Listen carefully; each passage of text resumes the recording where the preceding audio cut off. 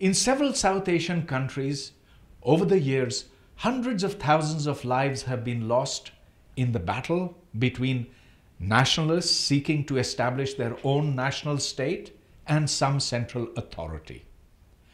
How should one think about this problem? This is going to be the subject of today's discussion. In India, the challenge to the central authority comes from the Kashmiris who want an independent Muslim state. It also comes from the Mizos, Nagas, and Tripuris. In Sri Lanka, there was a bloody civil war that was fought between the majority Sinhalese and the minority Tamils. The Tamils eventually lost. In Pakistan, the Baloch have been long struggling for their own separate country, and their efforts have doubled over recent years. How should one look upon these struggles? For someone who believes that there should be no borders, that all people are one, that every attempt to divide people is artificial, should one therefore condemn nationalist struggles? This is a fairly complex question which we must understand. But first, what is a nation? It's not so easy to define, but there's got to be some strong commonality. That commonality could come from a shared religion, shared language, a common history, a common way of thinking. But if there is a nation which has these attributes, it's not necessary that it be in conflict with other nations. Let me give the example of Switzerland, where there are 3 different languages that are spoken, and there are 3 major religions: Protestants, Catholics, and Jews. And yet Switzerland is about the most peaceful place on earth, where people look towards peace and prosperity rather than competition with other national groups. On the other hand, even if one has a strong commonality such as religion, that does not mean that 2 peoples with the same religion belong to the same nation. And perhaps East Pakistan and West Pakistan come to mind first. Although both the Bengalis and West Pakistani Punjabis were Muslims, yet there was never any sense of a common nationhood. When that war of separation eventually took place, one learns of the awful atrocities that had happened, of the desire of the West Pakistanis to hold on to East Pakistan at any cost, and that cost eventually became 1 million or more lives. Although a nation and nation state are 2 totally different entities, yet they're frequently confused with each other. And so it's important to be clear about that.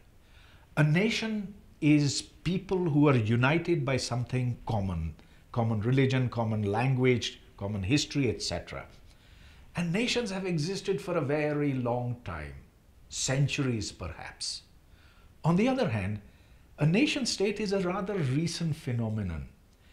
If one looks at the number of nation states or countries which are members of the United Nations today, that is about 190 or so. But if one looks just after the First World War, around 1920 or so, in the League of Nations there were only something like 40 countries. What this means is that nation states are born and they die. The best example of a nation state that died is the Soviet Union. Once upon a time, one of the world's most powerful countries, but it had disparate people. It was weak economically. It didn't deal with its people fairly. And so, in spite of 30,000 nuclear weapons, the Soviet Union ultimately died. And that's not the only example. Yugoslavia today no longer exists on the face of the map. It's gone. And yet it was, once upon a time, one of Europe's biggest countries. Nations form such a strong basic unit that they can exist even when they don't have a country. For example, take the Palestinians.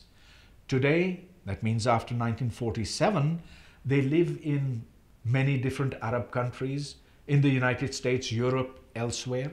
And yet no one can say they are not a nation because they're bonded together by their common history, their language, their culture. Or take the Kurds. They live in Turkey, Iran, Iraq, and Syria, and they have something that bonds them together, which means that although they are spread all around, yet they think of themselves as a nation. And similarly, the Romas in Europe, who are the gypsies who move from country to country, they too have that strong sense of nationhood. In principle, one cannot support a nationalist struggle because by definition, it limits that struggle to just people of that same ethnicity, that language, that religion, and it disregards the fact that basically all humans are the same. However, there may be situations where a nationalist struggle is indeed justified.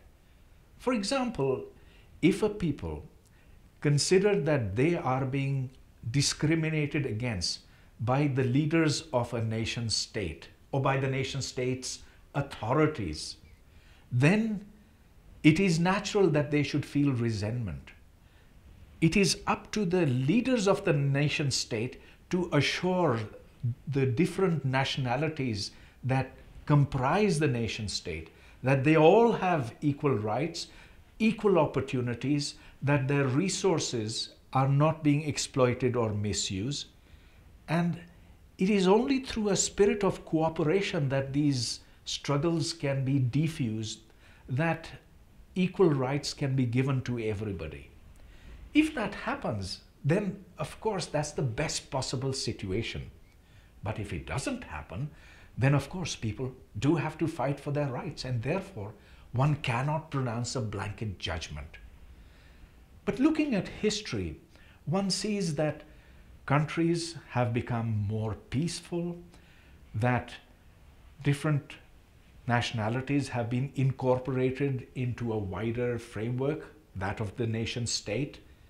One hopes that the nation state itself will have its borders dissolve, and so that one day we shall all be able to travel from one place to the other without passports, without visas, but that's a dream.